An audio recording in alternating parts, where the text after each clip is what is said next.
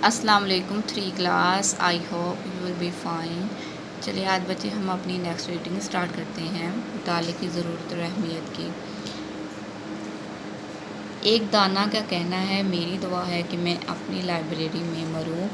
دوسرے لفظوں میں اس کا مطلب یہ ہے کہ میں زندگی کے ہر آخری سانس تک کچھ نہ کچھ پڑھنا چاہتا ہوں۔ ایک اور عالم کا قول ہے کہ اگر مجھے نرم بستر اور اچھی سی کتاب دے دی جائے تو میں کسی اور چیز کی خواہش نہ کروں۔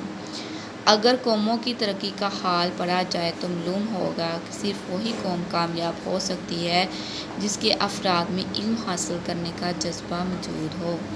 جو لوگ مطالعے سے دور رہتے ہیں انہیں علم کی دولت نصیب نہیں ہوتی، لہٰذا مطالعے کو اپنی عادت بنائیں اور ہمیشہ ان اصولوں پر عمل کریں۔ ہمیشہ اچھی کتاب کا چناؤ کیا جائے۔ چناؤ میں انتخاب اور مطالعے کا مقصد صرف اچھی باتیں سیکھنا ہو۔ کتاب کا مطالعہ پوری توجہ سے کیا جائے تاکہ پڑھی ہوئی چیز یاد رہ سکے۔ مطالعے کے لیے یوں تو کوئی وقت مقرر نہیں، لیکن صبح سویرے اٹھ کر پڑھنا زیادہ فائدہ مند ہے۔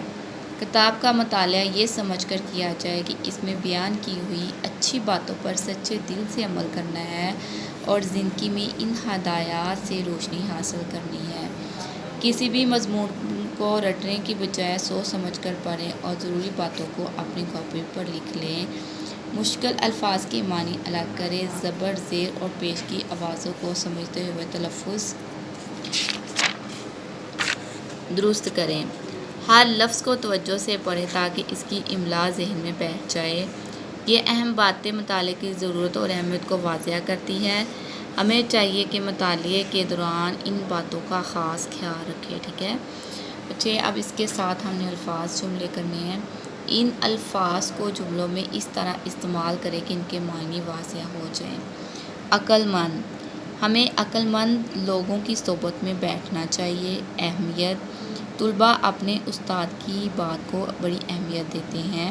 سکون، اے اللہ ہمیں زندگی میں سکون عطا فرما۔ اخلاق، رسول پاک صلی اللہ علیہ وسلم کے اخلاق کے اعلیٰ درجے کے تھے۔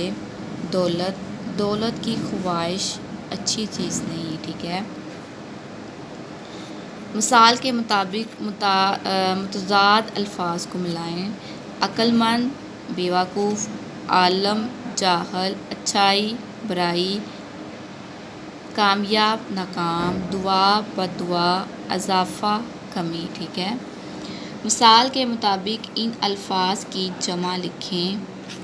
انسان، انسانوں، ذہن، ذہنوں، دانا، داناؤں، عالم، عالموں، لفظ، لفظوں، کتاب، کتابوں، ٹھیک ہے۔ یہ وہاں جمع تھے۔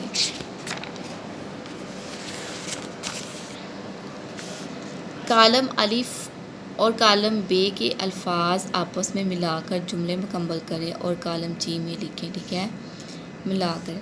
علم بڑی دولت ہے، ٹھیک ہے، علم بڑی دولت۔ مطالعے کی عادت کو پختہ بنائیں۔ اچھی باتوں پر عمل کریں۔ ہمیشہ اچھی کتاب کا چناؤ کریں، ٹھیک ہے بچے۔ آپ نے اس کو اچھے طریقے سے یاد کرنا اور لکھنا ہے۔